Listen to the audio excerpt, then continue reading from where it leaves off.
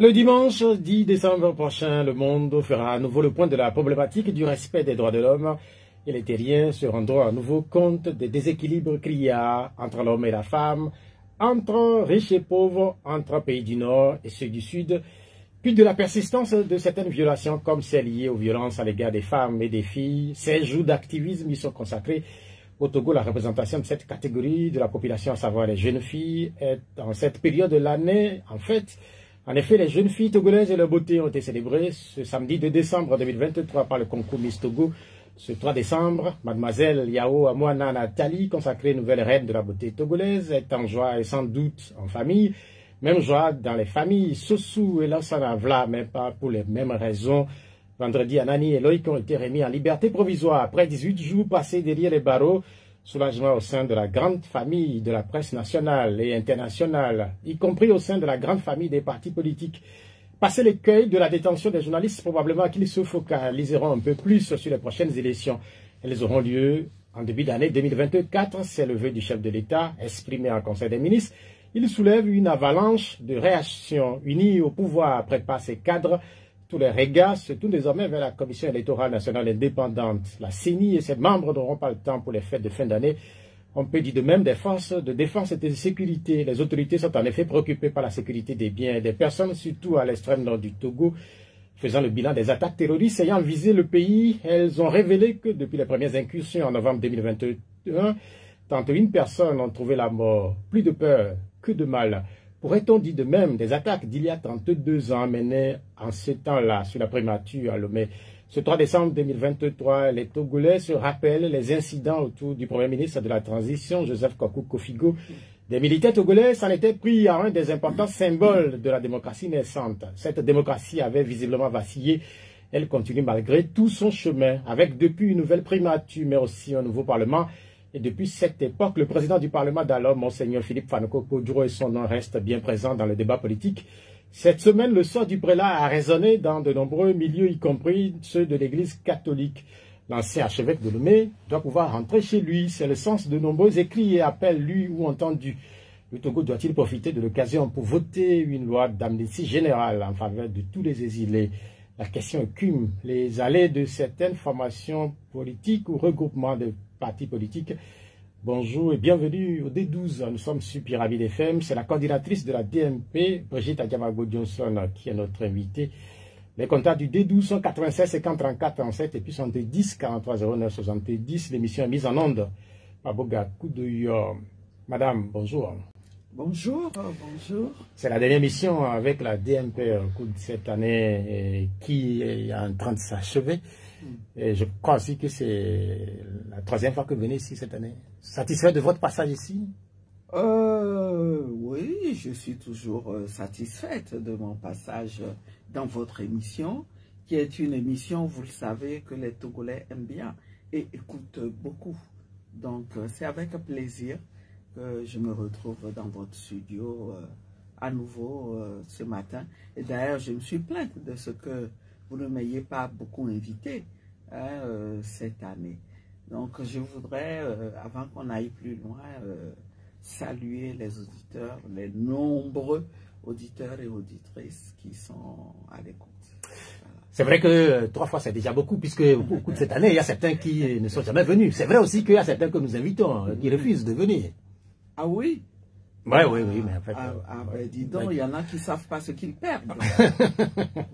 En tout cas, vous êtes là, je sais que nous allons passer de bons moments ensemble. J'écrivais vendredi, c'était le 1er décembre, à l'entame de ce dernier mois de l'année, que tout est en réalité grâce, puisque tous ceux qui ont commencé cette année 2023, certains ne la termineront pas, ou certains n'ont même pas commencé ce dernier mois avec nous, et je préconisais, ou je disais dans mes écrits qu'il nous faut un peu plus d'humilité, mais on a de la peine à comprendre pourquoi les hommes n'ont pas compris qu'il faut visiblement cultiver un peu plus d'humilité dans leur vécu au quotidien.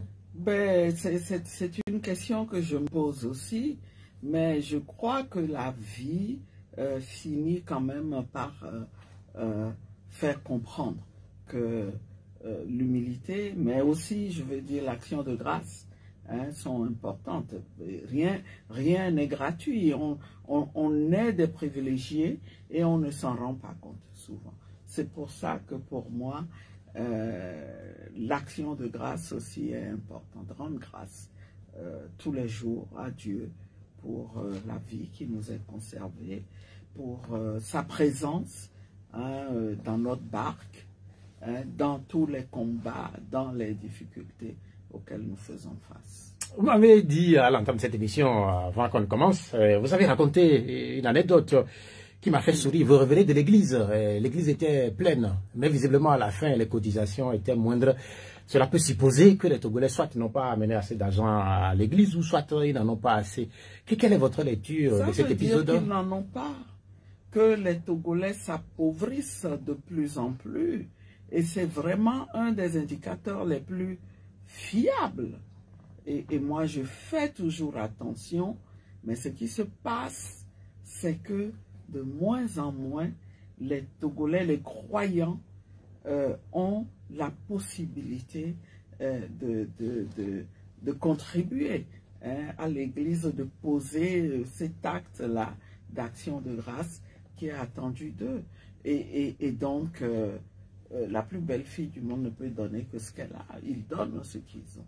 Et on voit le résultat. On voit le résultat. Et ça devrait interpeller tout le monde. Je disais aussi qu'il y a de la joie dans certaines familles, notamment dans la famille de la... nous allons nous habituer. Yao Amouana. Nathalie, c'est la nouvelle Miss Togo, mais surtout, je voudrais qu'on parle d'abord de la joie dans la famille des journalistes, puisque beaucoup étaient préoccupés par le sort de nos deux confrères, Loïc Lawson et Innocent Anani Sossou. Ils étaient détenus à la prison civile de Lemay. Ils ont vraiment passé 18 jours derrière les barreaux. Sans doute qu'en ce moment, il y a de la joie autour d'eux. Quelle a été votre réaction quand vous avez appris vendredi qu'ils ont été libérés? Parce que là, jeudi soir, il y avait eu une fausse rumeur qu'ils étaient déjà libérés. Vendredi, c'était la bonne. Ils ont été libérés. Quelle a été votre réaction? C'est une réaction de satisfaction. On s'est dit, au moins, ils sont sortis de là. Mais ce n'est que une demi-satisfaction dans la mesure où nous savons que ils ont été, c'est une libération conditionnelle. Donc ils sont sous contrôle judiciaire comme moi-même, et la réflexion que je me suis faite, c'est que bientôt tout le Togo sera sous contrôle judiciaire et ça devient ridicule. Ça devient ridicule et préoccupant. Il faut que nous trouvions la solution aux maux que nous avons dans ce pays. Ce n'est pas possible. On libère les gens et on leur met sur la tête l'épée de Damoclès. Et je sais ce que c'est. Je sais comment c'est contraignant, y compris professionnellement. Et moi, dans mon métier, je voyage beaucoup. L'une des exigences, des conditions qu'on m'a posées avant de me recruter, c'est être prêt à voyager au pied levé. Alors vous imaginez ce que c'est pour moi que à chaque fois d'écrire pour demander à être autorisé à aller en mission professionnelle. Et je peux vous dire que ce n'est pas du tout. C'est handicapant. C'est handicapant. Et en plus, ce n'est pas productif. Parce que si on le met pour empêcher les gens de continuer à se battre, ce n'est pas une bonne chose. Parce que c'est par conviction que nous sommes engagés dans la bataille que nous menons pour le bien de notre pays. Ce n'est contre personne. C'est pour transformer notre pays, pour avoir un Togo meilleur où tout le monde se sentira à l'aise. Donc, moi, c'est un souhait que je voudrais émettre. Il faut carrément, dans ces cas-là, libérer les gens et quand on a besoin d'eux, eh bien, les faire venir, les convoquer. Et je voudrais aussi, parce que vous avez mentionné l'élection de Miss Togo. Nous en parlerons vers la fin de cette émission, Miss Togo. Nous en parlerons. Okay. Ne vous en mettez pas. Mais quand vous avez dit que pour votre travail, pour des raisons professionnelles, vous êtes obligé de faire ci ou de faire ça, il est souvent dit que les acteurs politiques togolais, surtout ceux de l'opposition, ne travaillent pas. C'est ce qui se raconte. Vous travaillez où? Vous travaillez pour qui? En tout cas, j'aimerais pas ne pas devoir travailler parce que c'est l'homme, je veux dire l'être humain, ça fait partie, c'est aussi ce qui fait l'homme.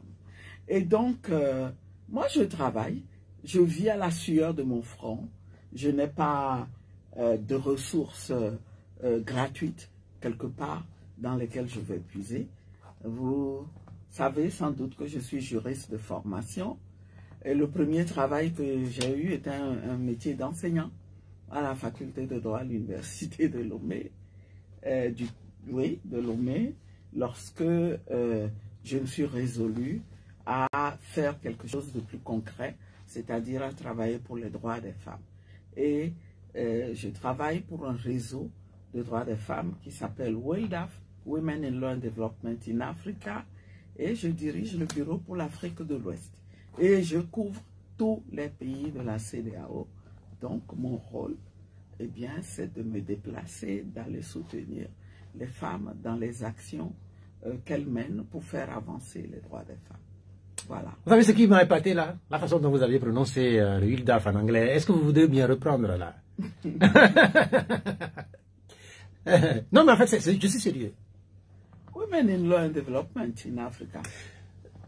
J'ai voulu que vous repreniez parce que j'ai compris après une mission récemment en Afrique de l'Est que nous sommes très en retard, nous qui ne parlons pas anglais.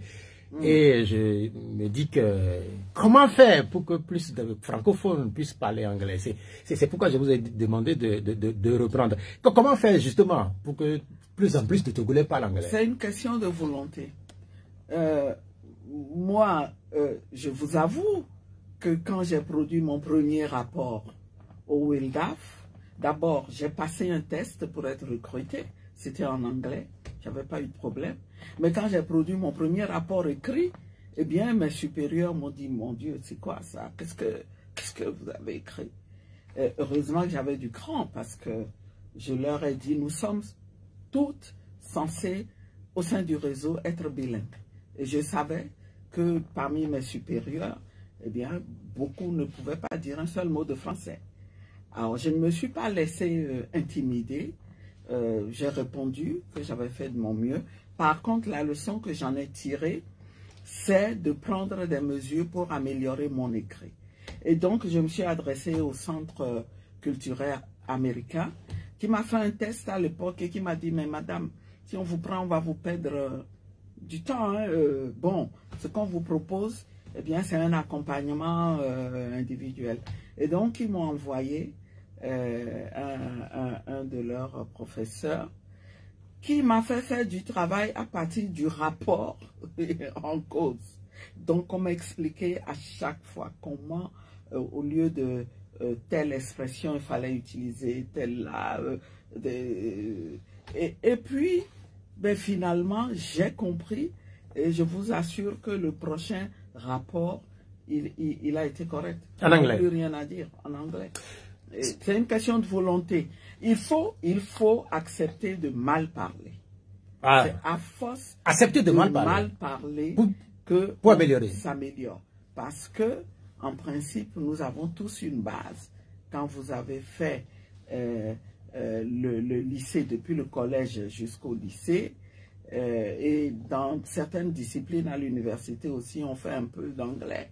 Avec ça, normalement, on a une base pour évoluer. Il suffit de le vouloir, de ne pas se laisser impressionner. Donc là, par exemple, avec les autorités togolaises qui ont fait adhérer notre pays au Commonwealth et qui, par exemple, travaillent pour que de plus en plus de travaux ou de faits soient faits en anglais au Togo, et les autorités ont bien vu là. Dans l'absolu, c'est une bonne chose, ça nous donne plus d'ouverture, sauf qu'il y a des calculs politiques derrière qui ne sont pas forcément bénéfiques pour les Togolais. Mais au-delà des calculs politiques, les Togolais, avec la maîtrise de l'anglais, peuvent facilement intégrer un certain nombre de structures. Absolument. Merci, revenons aux journalistes, parce que vous savez que nos confrères sont partis en prison, et parce que ils ont révélé ou ils ont écrit sur un fait, et ce fait-là qui s'est retrouvé, ils ont écrit sur les réseaux sociaux, parce qu'il y a depuis un temps un débat sur votre positionnement. Si vous êtes journaliste, vous partagez un écrit sur les réseaux sociaux. Là, vous n'avez pas un statut de journaliste, vous êtes comme n'importe quel Togolais. Beaucoup pensent qu'il faut faire évoluer cette loi-là. Absolument. Je le pense aussi. Je suis aussi de ceux qui pensent qu'il faut vivre avec son temps. Aujourd'hui, les réseaux sociaux sont utilisés par toutes les couches sociales. Les gens s'approprient de plus en plus ces réseaux sociaux-là. Et je ne comprends pas qu'on puisse refuser à des journalistes dont le travail c'est d'informer, hein, d'utiliser ces moyens de communication pour faire leur travail. Ça me paraît complètement archaïque et anachronique. Il faut très rapidement faire une réforme. Voilà. On n'y peut rien. Les réseaux sociaux sont là. Ils sont incontournables avec leurs avantages, leurs inconvénients. Eh bien, il faut se faire avec. Je reviens aussi sur votre statut de personne passée sous contrôle judiciaire. Beaucoup se posent la question, qu'est-ce que ça veut dire? Puisque quand on a écouté nos confrères, ils doivent se présenter une fois par mois. Une fois par mois devant le juge. Moi, c'est tous les 15 jours. Et je crois aussi qu'on leur a retiré le passeport. Cela suppose que pour voyager, cela peut être un peu plus compliqué. Et pourquoi arriver à ça là? Ben, si on prend votre cas par exemple, vous êtes une personnalité quand même connue. Pourquoi? En principe, ce genre de mesures, on peut le prendre pour des criminels, pour des gens qui ne présentent aucune garantie de représentation, des gens qu'on soupçonne de fuir pendant qu'il y a une procédure judiciaire qui est en cours. Mais je ne crois pas que ce soit le cas de vos confrères qui sont reconnus comme des journalistes ayant une certaine notoriété, qui ont de la famille. Et je ne pense pas que on puisse craindre quoi que ce soit à mon sujet aussi. À mon âge, je suis bien implanté au Togo, j'ai une famille, j'ai des ambitions pour mon pays, je ne fuirai pas, je n'irai nulle part, parce que j'ai résolu depuis longtemps d'apporter ma pierre à la construction du Togo. Rien ne me fera fuir, personne ne me fera fuir. Donc, c'est peine perdue. Normalement, ce genre de mesures ne sont pas justifiées pour des personnes comme nous, mais c'est utilisé à dessein pour intimider et pour démoraliser et faire en sorte que eh bien, les gens ne soient plus engagés à quoi que ce soit, qu'ils aient peur.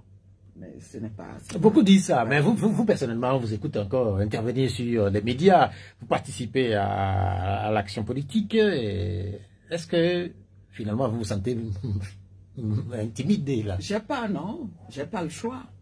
J'ai pas le choix. Je suis responsable politique, je suis chef de parti politique et mon rôle, c'est d'intervenir dans la gestion des affaires de la cité. C'est de critiquer, de faire des propositions quand il le faut.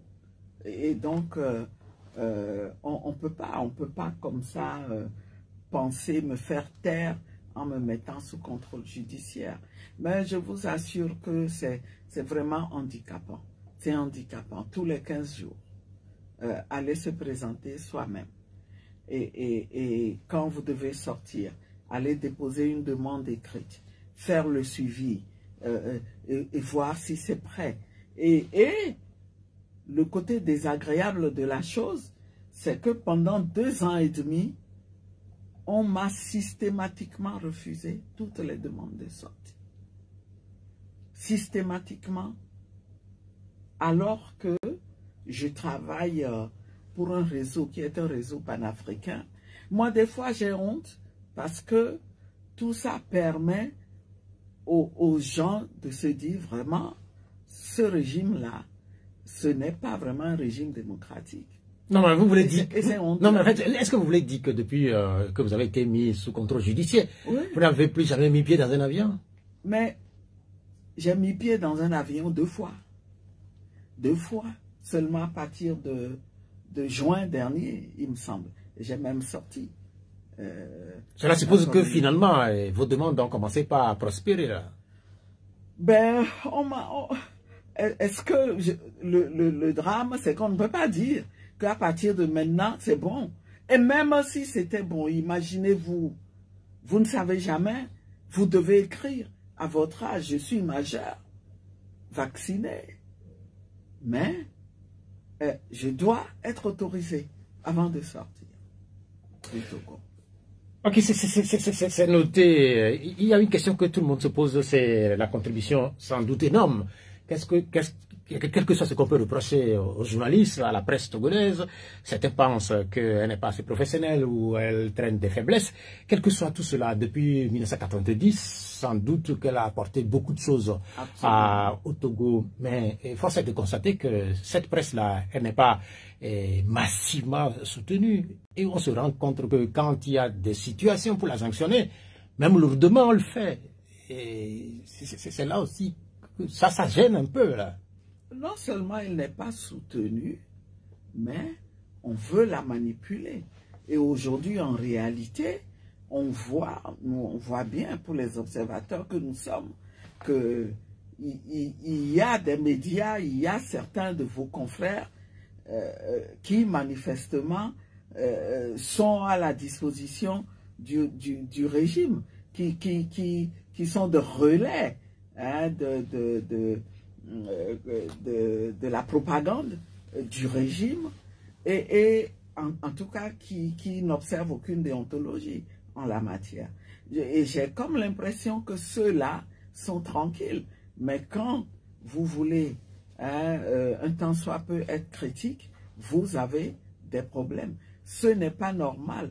Ce qui fait la faiblesse, c'est le régime qui contribue à la faiblesse de cette presse. C'est une presse qui, de mon point de vue,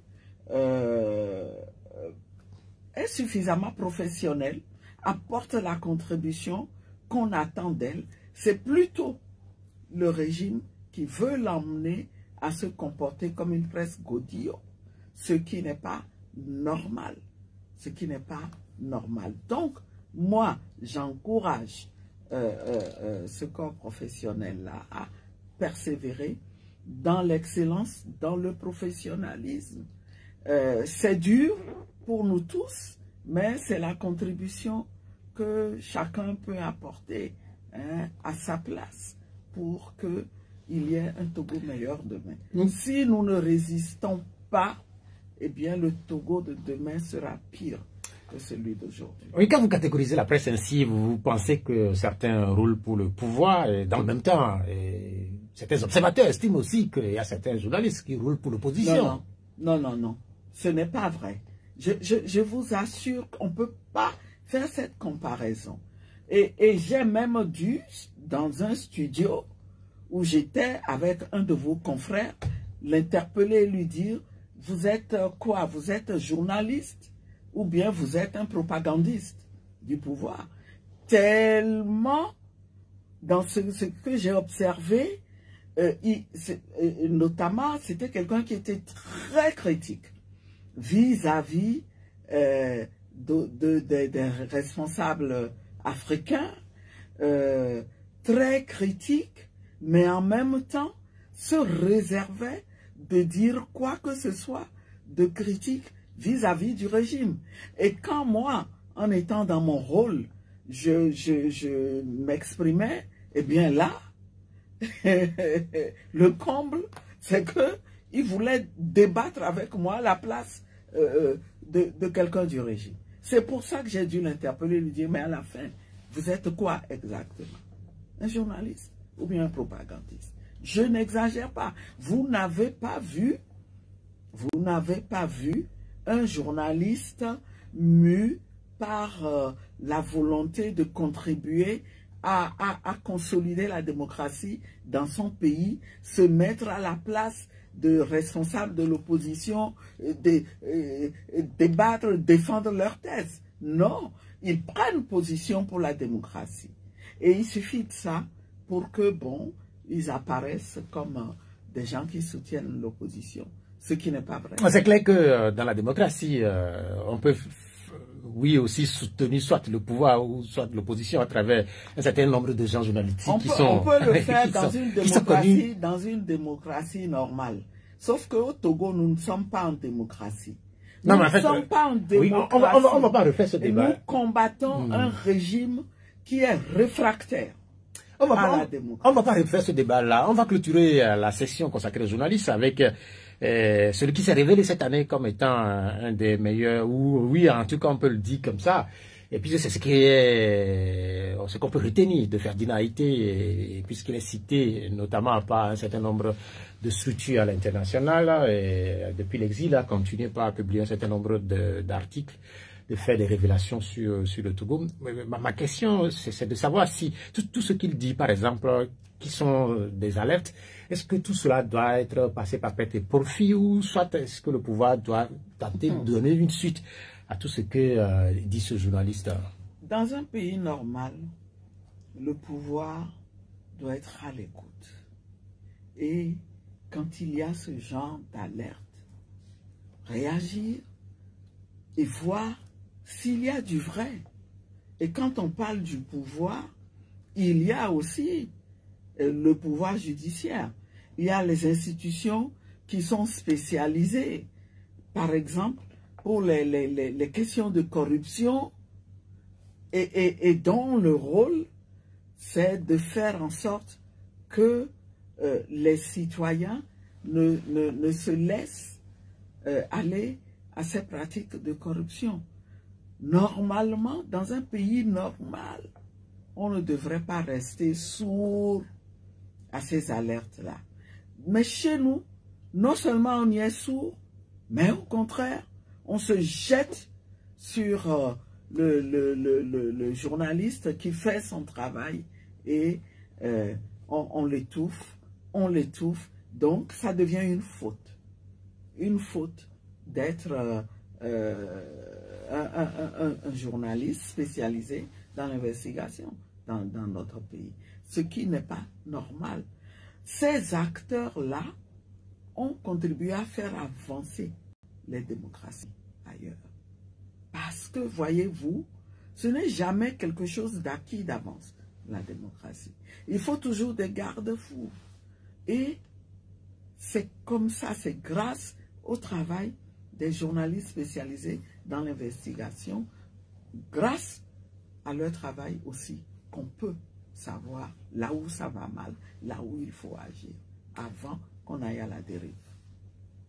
J'avais dit que c'est la dernière question sur cette section consacrée aux journalistes, mais maintenant ça c'est la dernière. Est-ce qu'il vous est arrivé, une fois déjà par le passé, de tenter à porter plainte contre un journaliste? Je n'ai pas pour habitude de mentir. Ça m'est arrivé, j'ai réfléchi et finalement, non, c'était pas un journaliste. En fait, il m'est arrivé, en tant que femme publique, d'être tentée de porter plainte contre quelqu'un qui se présente comme activiste et qui s'est permis d'enregistrer une conversation privée que j'ai eue avec lui et de la diffuser. J'ai été tentée, sérieusement, c'est pas pour les journalistes. Porter plainte, mais pour un journaliste, je comprends que les journalistes font leur travail. Les journalistes ne disent pas seulement des choses qui vous plaisent. Ils ne sont pas censés dire seulement des choses qui vous plaisent. Moi, j'entends bien des journalistes dont les propos ça vous choque, ça vous interpelle. Vous avez même envie de réagir, mais je me garde toujours de réagir. Je vois, je réfléchis, je vois ce qu'il y a à prendre dedans, et quand il n'y a rien à prendre, eh ben, je laisse tomber. Voilà. Bien, merci.